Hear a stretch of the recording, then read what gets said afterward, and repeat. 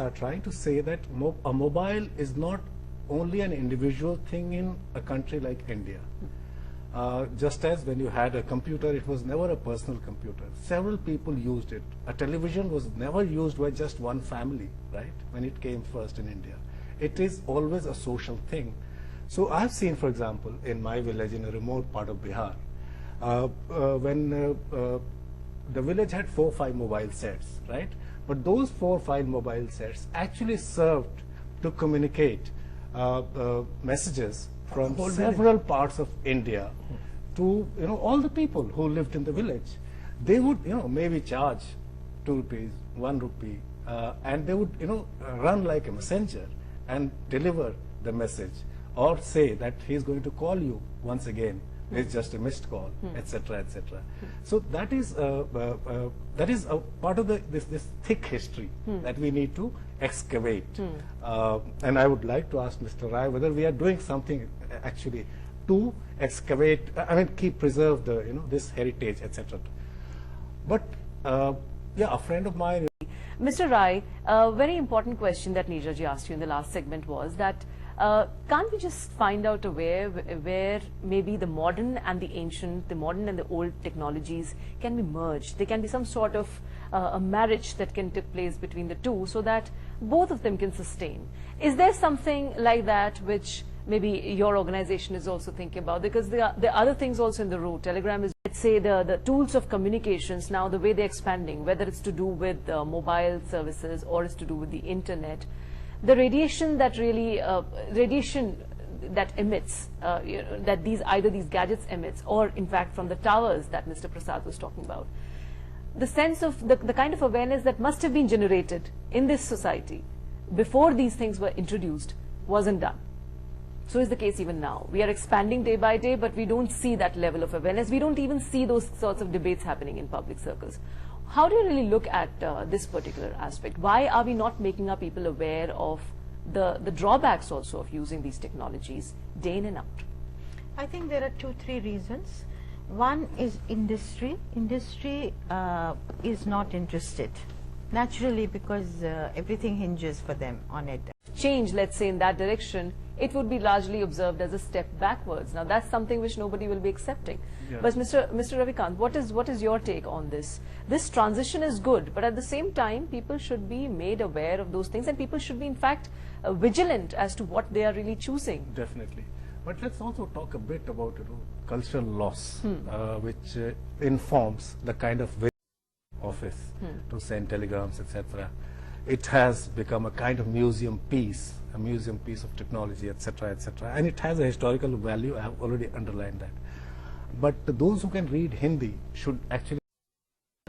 Welcome back to Public Forum. In Public Forum today, we are talking about the telegraph service and the new media, the digital divide that exists in the country, as well as how the old and the new tools of communication can be seen in the changing times.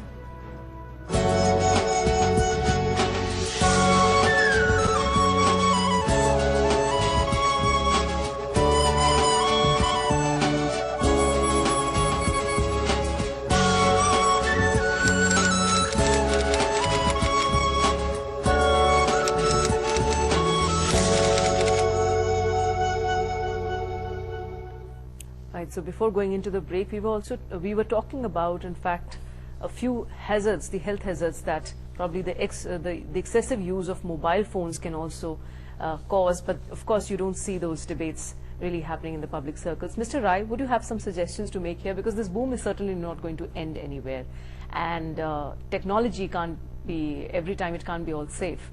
Would you have some suggestions to make? Ma'am, at levels, which are 1/10 of what has been prescribed by WHO, and in fact there are cells which are monitoring it, and any citizen can complain if he feels that radiation levels are high in his area, and they will be measured, and operators are obliged to keep the radiation levels as per Indian standards, which are 1/10 of the WHO standards.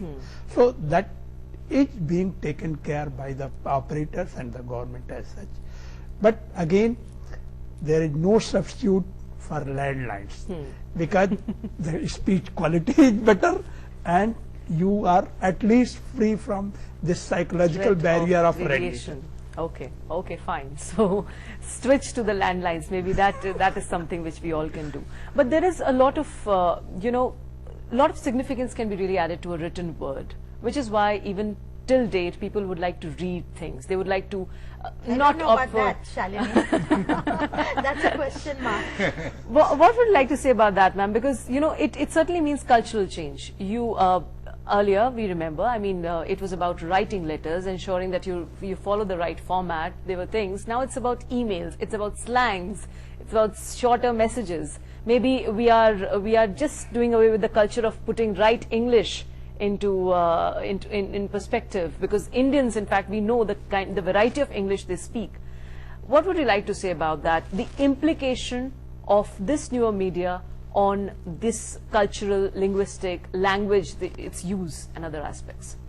Yeah, if you look at Jawaharlal Nehru writing to Indira Gandhi, long letters from jail, which is part of now history and put together in books. There was an insistence. The letter was the way you must think through, put down wherever you are even in a jail, you do that. And she must write to him what was happening. I mean, one cannot generalize it, one should not.